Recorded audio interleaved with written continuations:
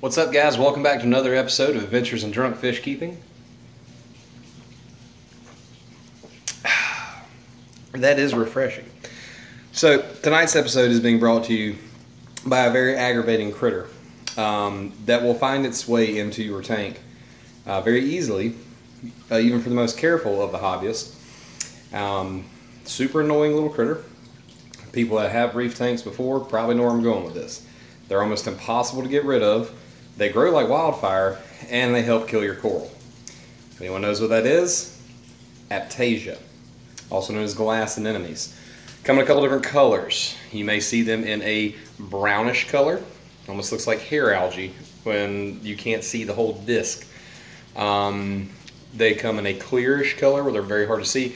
Even a whitey, kind of translucent color. These guys are insane problems for a tank. As I said, they breed like crazy. You can have one piece of Aptasia on a rock that will go to 2 to 3 to 4 to 5 and so on exponentially, take over your whole tank if you're poor on your tank maintenance.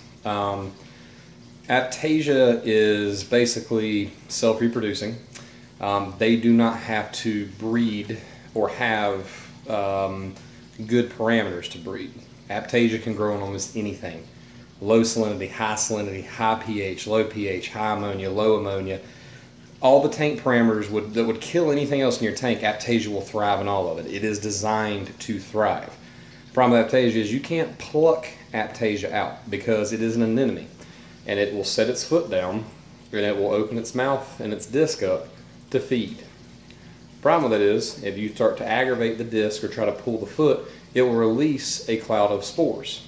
Since they're hermaphroditic, those spores are identical copies of the piece you just crushed. So instead of having one, you now have hundreds of spores floating throughout your tank that will seat and root. Aptasia is insanely hard to get rid of because it can hide in a lot of places. And if you go to aggravate the Aptasia, it'll withdraw itself and it will hide until it doesn't sense danger, and then it will open itself back up. If you have larger anemones in your tank and you aggravate them, they'll draw up. Same thing, but much more annoying because these are not things you want in your tank. The first problem with Aptasia. Aptasia will kill your coral. Aptasia likes to latch on to coral, and it will start competing with coral for nutrients. And as it does that, it will start trying to drill through and eat pieces of skeleton. It will get into the coral and start eating it. Well, not eating the coral itself, but competing with coral with nutrients and aggravating the coral. Case in point, my bubble, which I'm getting ready to show you right here. As you can see, this bubble has Aptasia on the side of it. Now, I've treated this bubble a few times, but it's hard to get rid of Aptasia. They're very, very prolific. As you can see, the Stylocernia right here is also having a very, very hard time getting rid of it. In fact, I'm probably going to lose this piece of coral. Luckily enough, I haven't really had much problems with it on anything else except my red gonorrhea that I'm trying to bring back, and I'm not having a good chance with that. That stuff is really getting in there. Here's the real big problem with Aptasia, is getting rid of it. Because like I said, you can't grab it. You're just causing it to release more spores. Even if you pluck a piece out, you've just created 20 more or 40 more or however many more it managed to poof out into your tank. And unless you have every bit of that tank stopped, no flow whatsoever, there's no way you can get it out. It's going to be sucked back in and pushed somewhere in the tank. So, there are some ways to combat and control Aptasia. One, me personally, when I set up a tank, I will get fresh sand. I'm an Agrolite fan. I like their stuff. It's a bacteria-packed sand. It is a live sand, but it's not like a local go to the beach and get it, or someone's had it in a tank cultivating. It is a packaged product of sand. Rock. Getting rock from an LFS or from a trusted source that has good quality, parasite-free live rock that is cultured with bacteria. That's a twofold, because if you get true live rock, you're going to have hitchhikers. You're going to get, bristleworms. You're going to get Aptasia. You're going to get small pieces of bivalves, your clams, your crabs, things like that may be hiding in the rock you don't see. And they're in there just living their little lives. You put it in your tank, you've now introduced that into your tank. When I set one up, I normally go with dry rock, put it in the tank with live sand that's packaged, and then I'll let the culture build on the live rock I put in to make a more sterile environment, because I usually will dose with some form of like C-chem or aqua vitro, like, you know, seed remediation, things like that, to get my beneficial bacteria levels up to where I want them to be at. The problem with Aptasia is there's a lot of ways to control it, none of which are easy. Copper band butterflies are a good example of a fish that will help you control Aptasia. Copper band butterflies are a hard fish to keep. They're very sensitive. They're very, very hard to keep in a tank that's new. And the problem with Aptasia is it will grow in almost any tank conditions. If you have high salinity, they'll grow in that. Low salinity, they'll grow in that.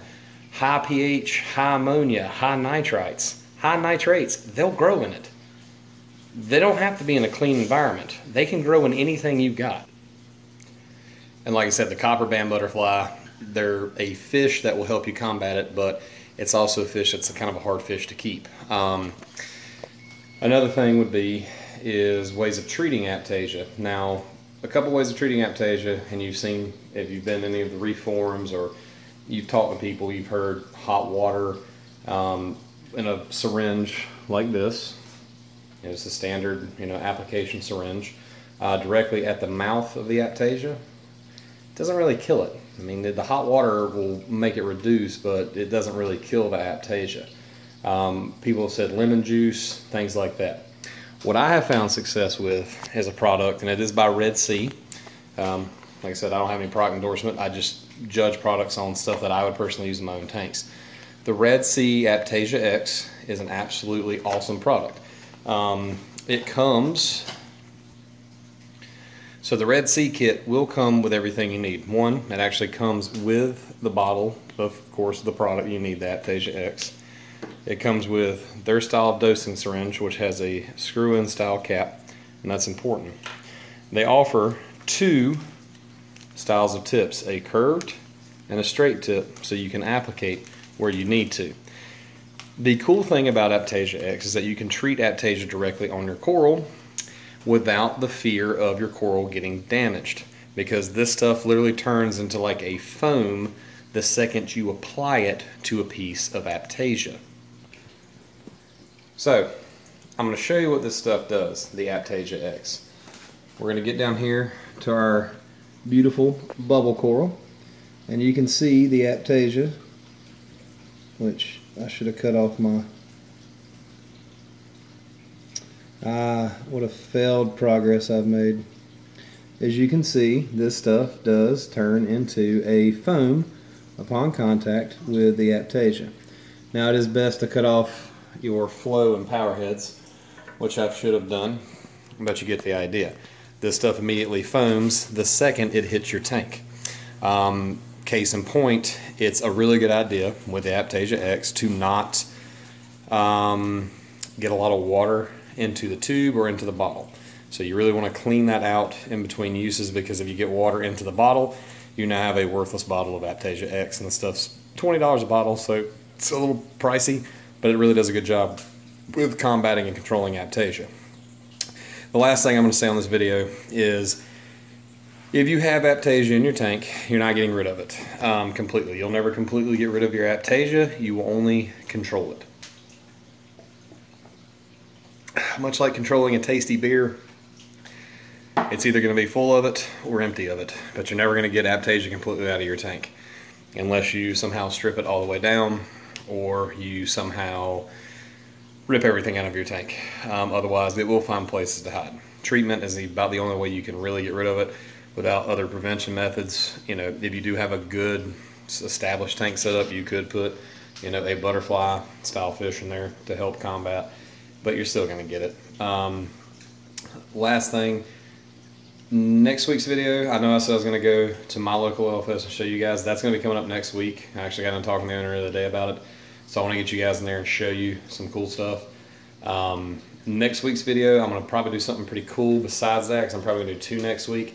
But I really want to show you guys Aptasia this week, just because that's something that I've been combating, and people who have been combating Aptasia over the time, it's a really, really pain in the ass to deal with. But hopefully, if you catch it early enough, you can keep it really minimal and not cause a lot of damage to your livestock or make it impossible to like get in your tank without having to like knock 100,000 pieces of Aptasia out. But if you guys have any questions or comments, put them down below. If you like the videos, please subscribe. I'll keep bringing them to you, and I will see you guys again on next week's Adventures in Drunk Fish Keeping. That is refreshing.